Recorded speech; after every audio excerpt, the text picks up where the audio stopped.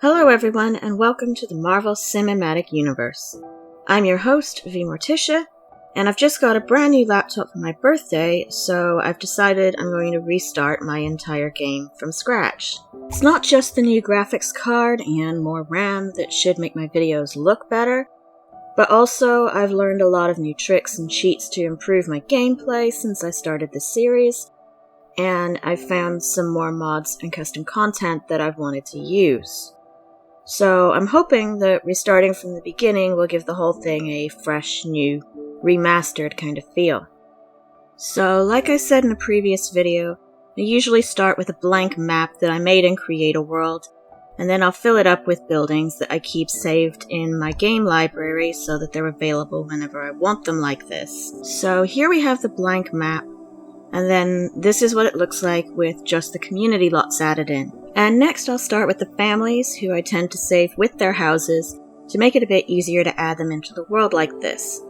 There's still a lot of work to do to make sure that they're all set up to actually live in this world though, and we'll be getting to that in just a minute. But first I want to show you the lighting mod that I've added here in Asgard.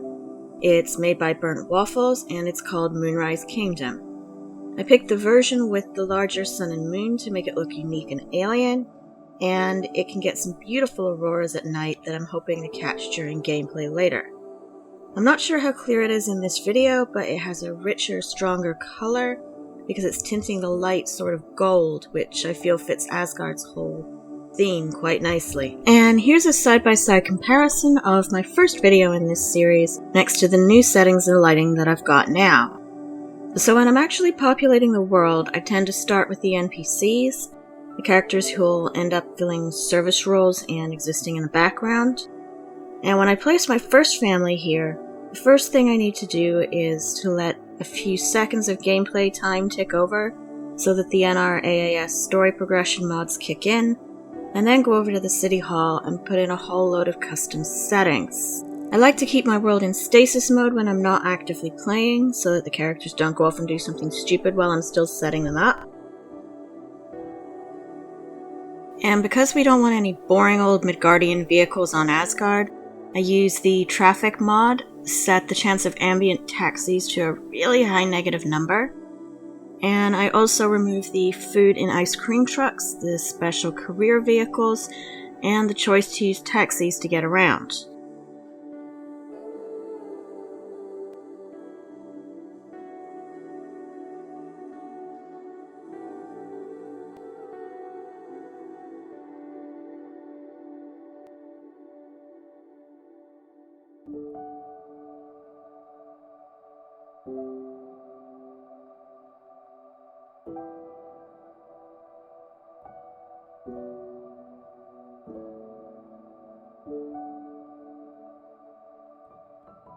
I don't want any tourists either, so I use register to get rid of those, and reduce the animal numbers a bit because this is a small island.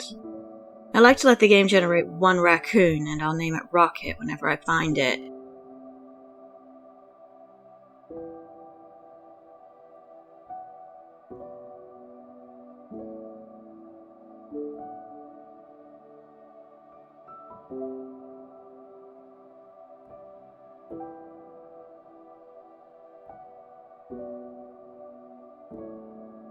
Technically, I just need to click Disable Tourists here, but I like to adjust these other two settings as well to make sure that any glitches have a better chance of correcting themselves.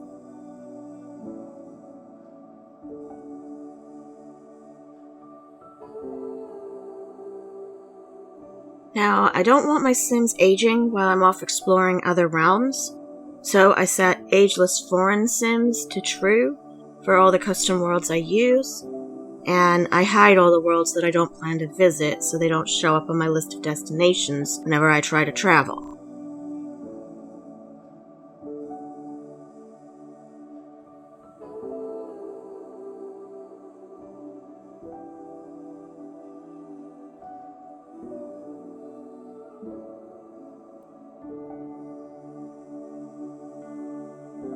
Now every Asgardian character I want to have the siMMunity trait, which is a lifetime reward that prevents them from getting sick.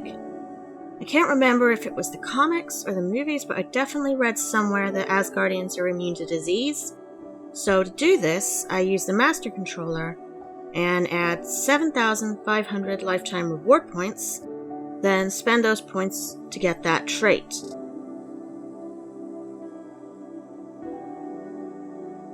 And I have to do this individually for every character.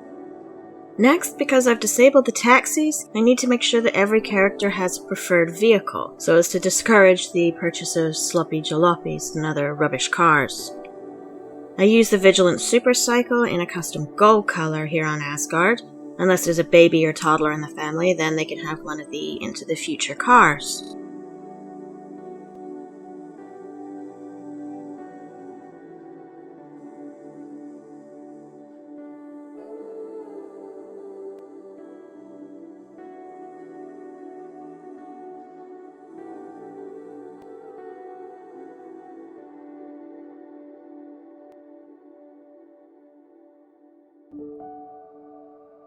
So far, this is the only lot that I've added since finishing with Create a World.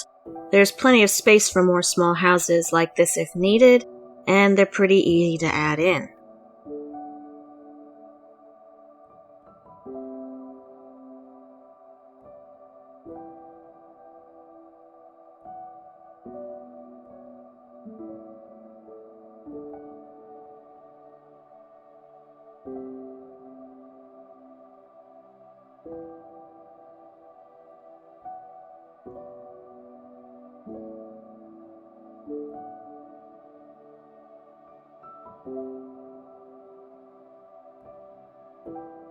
So once I've moved on to the next family, I add the previous family to their roles by clicking on the object they'll be working at, choosing Register, Residence, and then selecting them from the list. It is theoretically possible to do this while the sim in question is active, but that can interfere with their ability to perform those roles.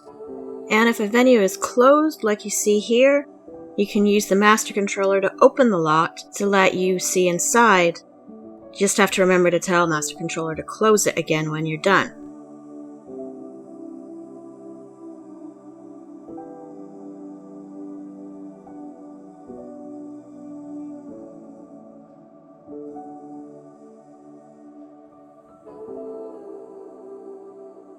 Otherwise, it won't let you pan away. As you can see here, I'm trying to move away from this venue, but it's not working.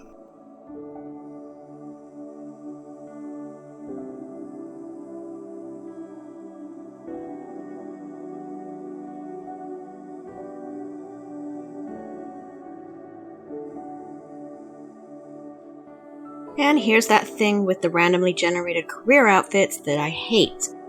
Once again, Master Controller can fix it. In the intermediate section, I copy clothing from everyday to career. Then in basic, I can change their outfits to that new one that I've copied without having to actually make them active. Since I had already created custom career outfits for these two, I can skip that first step this time, but it's still pretty easy to do.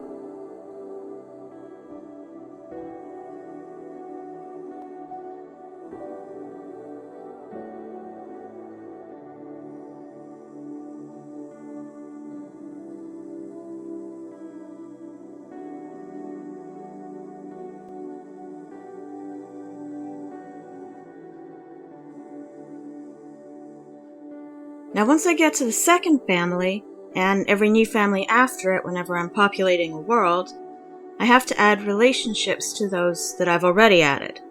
I like the idea of everyone on Asgard knowing everyone else, and by the time I'm done adding everyone in, it gets to be a very long list to work through.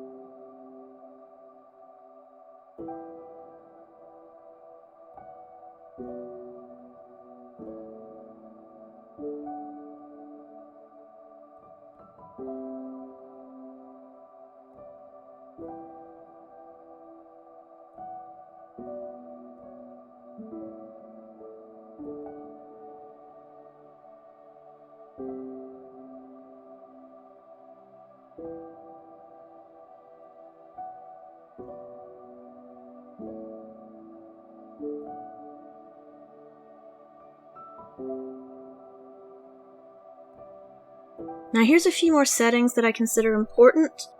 First of all, update household name is an automatic function of the story progression mod, which is exactly what it sounds like. It goes off on its own without my permission and changes the household name to the surname of the eldest sim present. I hate it, so I turn it off. And here's another contributor to the absence of rubbish cars in my game. I use the money add-on for story progression to disable autonomous purchases. This also means that in theory they shouldn't buy any boats either.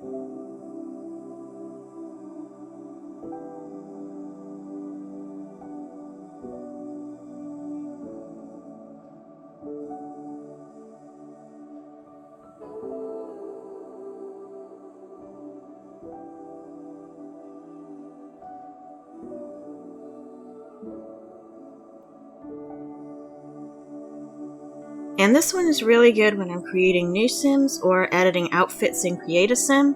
It basically unlocks all clothing for each category that I choose here.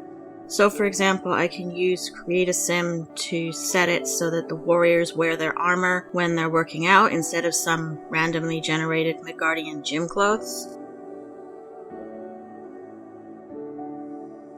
So once I've moved everyone in and connected all the relationships so they all know each other, the next thing I need to do is move Hela and Fenris off to Helheim, and then populate that world like I showed you in episode 12. And you'll see here I'm using the NRAAS Traveler to allow pets to travel, because without that Fenris would be stuck here.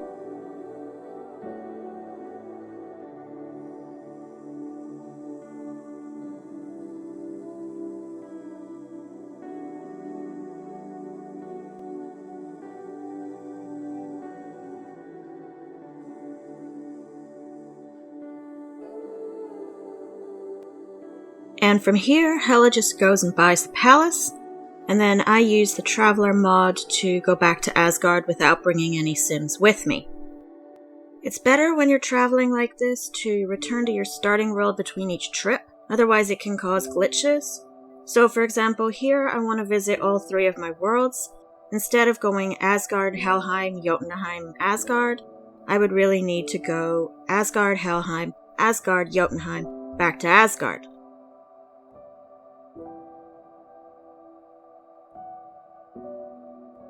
And that's it for today. Next week, I'll be starting a playthrough of Thor and Loki's childhood. Thanks for watching, everyone. Please remember to like and subscribe if you want to see more from me.